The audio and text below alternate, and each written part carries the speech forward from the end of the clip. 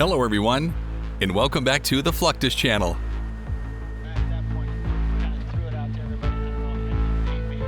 Military aircraft can stay aloft as long as their fuel lasts. Therefore, they have drop tanks for long missions. Those are not always practical, so that's where aerial refueling tankers come in, drastically extending their endurance.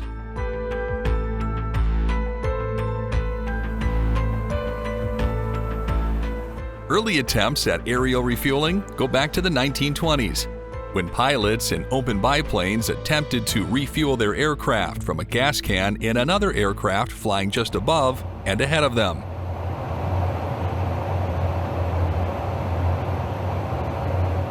Every single flight that aerial refueling tankers, also known as gas stations in the sky, go on requires that the two pilots and the flying boom operator go through detailed checklists to ensure that they are perfectly ready for the flight.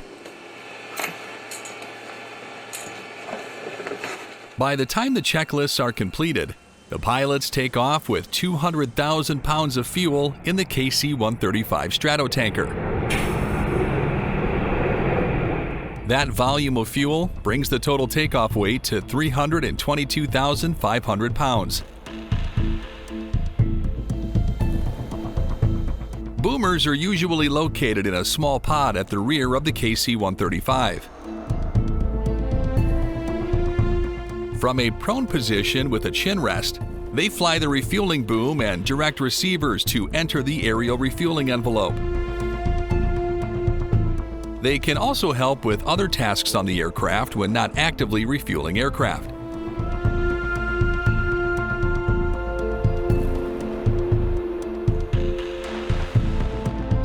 Their main tasks are refueling and acting as loadmasters. During an aerial refueling operation, the boomer directs the receiving aircraft to a position where the refueling boom can connect safely with the refueling nozzle.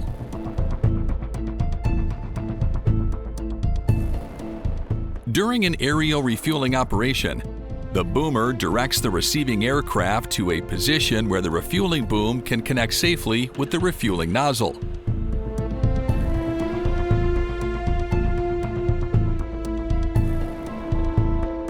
During the flight, the pilot and the co-pilot have their hands full flying the aircraft while monitoring its hydraulics, electrical, fuel, oxygen, and engines.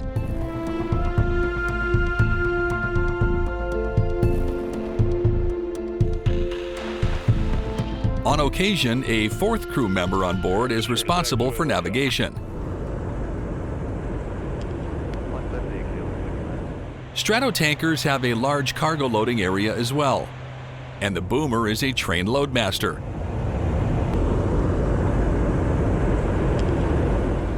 Therefore, their task is to check on the cargo and to answer calls for refueling for military aircraft running low on fuel.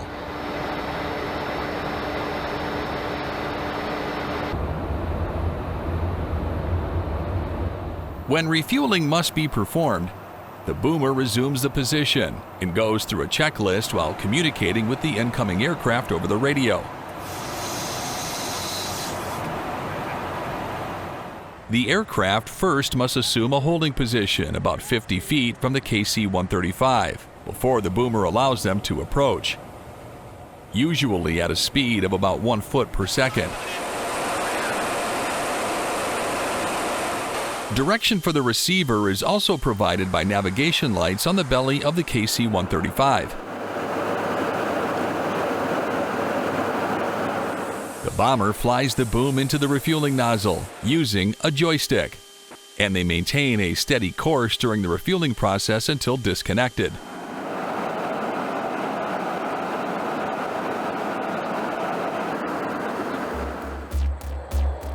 KC-135s have small, fully stocked galleys behind their cockpits, meant for making light snacks for consumption during long flights.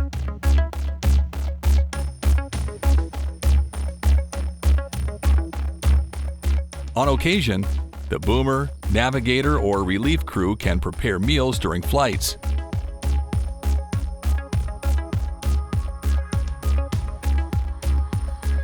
With a small oven, It's possible for the airmen to whip up a quick yet delicious meal, such as mini pizzas.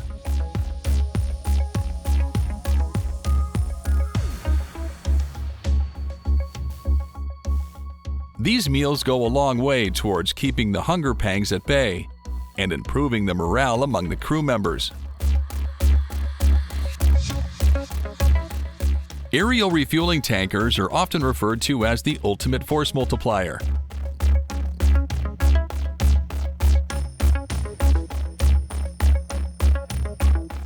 These aircraft fly up to meet specific aircraft, or maintain an oval raceway-shaped flight pattern for other aircraft to come and refuel. These maneuvers are complicated and must be done correctly. Refueling fighters or attack aircraft can take about 10 to 15 minutes.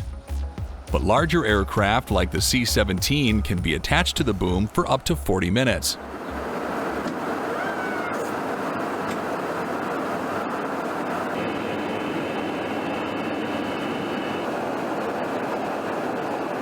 While this is happening, the receiver is flying in the slipstream of the KC-135, making it even more difficult for the boomer to stay connected.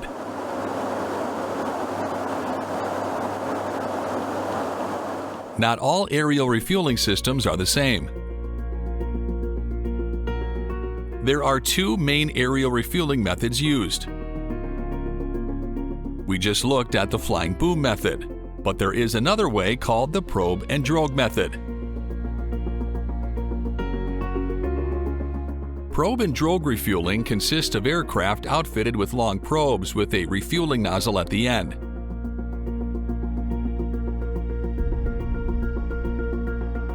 These types of aircraft are usually part of the U.S. Navy and used by most foreign air forces. Probe and drogue refueling are conducted by all flying boom aircraft, although the KC-135 needs to be converted on the ground for this.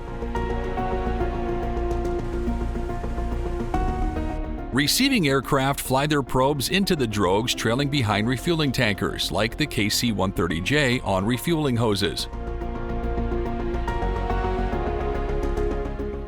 If the contact is too hard, the hose to which the drogue is attached can whiplash and lead to a serious accident.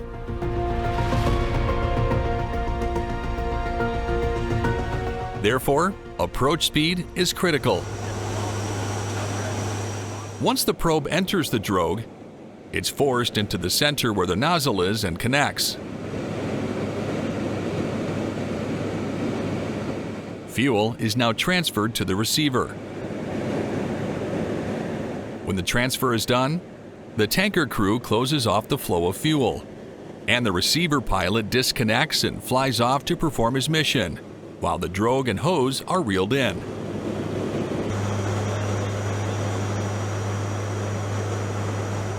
When the aircraft isn't flying, it often spends hours being washed by ground crew. Because of the solvents involved in aerial refueling, much of that gets onto the aircraft and eventually becomes corrosive, not to mention its effects on the environment. For that reason, airmen spend many hours washing down KC-135s to ensure they are clear of fuel splashes, dirt, and other foreign agents to extend the service life of the aircraft in question. To ensure the highest standards, KC-135s are properly maintained before each flight. Conducting pre-flight maintenance on a KC-135 entails a comprehensive examination of the aircraft systems, encompassing the fuel, electrical, and hydraulic systems.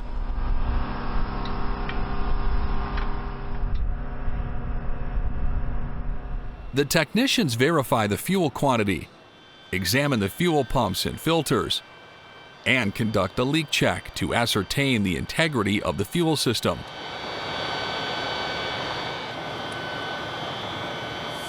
Refueling is of the utmost importance, as the fuel system of the KC-135 has the capacity to store more than 200,000 pounds of jet fuel used by the KC-135 and receiving aircraft.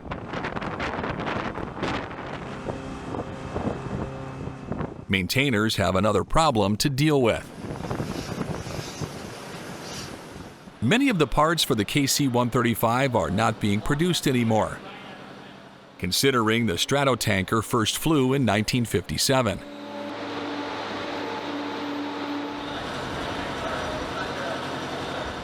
These parts now must be produced by maintenance squadrons, such as the 92nd Maintenance Squadron.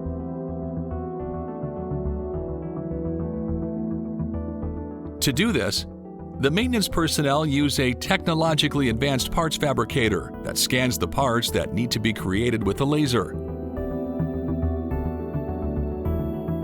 Parts are then produced from scratch using the laser scanner or existing manuals. Even with aircraft that are over 50 years old, there are still moments that feel like winning the Super Bowl to the crew chiefs of KC-135s.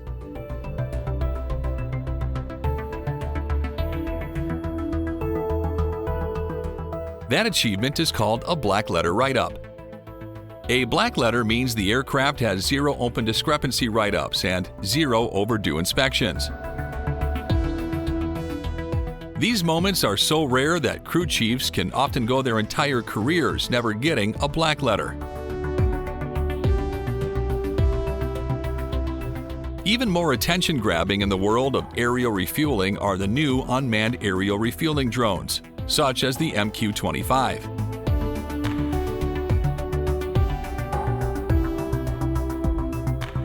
These unmanned aerial systems can take off and land from aircraft carriers, fly autonomously, and allow U.S. military air assets to refuel from them. Designated as the Stingray, the MQ-25 can deliver 16,000 pounds of fuel to aircraft at a range of 580 miles. Not only that, but they can also be armed with 2 AGM-158C long-range anti-ship missiles. Tests on the MQ-25 have proven that they can refuel a wide range of aircraft in flight. That includes the E-2D Advanced Hawkeye, FA-18F Super Hornet, F-35C Lightning II, and various other aircraft. Stingray uses the probe and drogue method. As an aircraft gets close to it, the remote pilot and sensor operator control the refueling process from a ground control station. The advantages of the MQ-25 are that it takes up less space on an aircraft carrier, and if it's lost, no crew members are killed or captured. All fuel carried by the MQ-25 for offload purposes comes from aerial refueling pods attached under the wings of the UAS. These pods contain the hose and basket, which is reeled out for aircraft to refuel from them mid-air. Trained technicians attach these pods under the wings using special hoist carts. Steel lugs are used to attach the pod, and it's connected electronically with the UAS so that refueling can be controlled from the ground control station. After the pod has been installed, technicians go over the aircraft following checklists to perform pre-flight checks. Pre-flight checks are also performed by the mission crew, who are seated in the ground control station.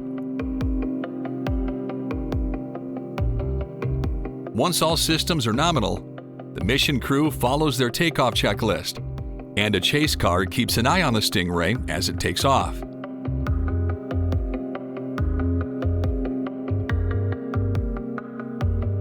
Future air wars will be dominated by air forces that have the initiative in the sky. One way of achieving that is having the ability to keep assets flying by means of aerial refueling. From 1950s era KC-135s to modern MQ-25 Stingrays, The U.S. Air Force and U.S. Navy seem to have the upper hand at the moment.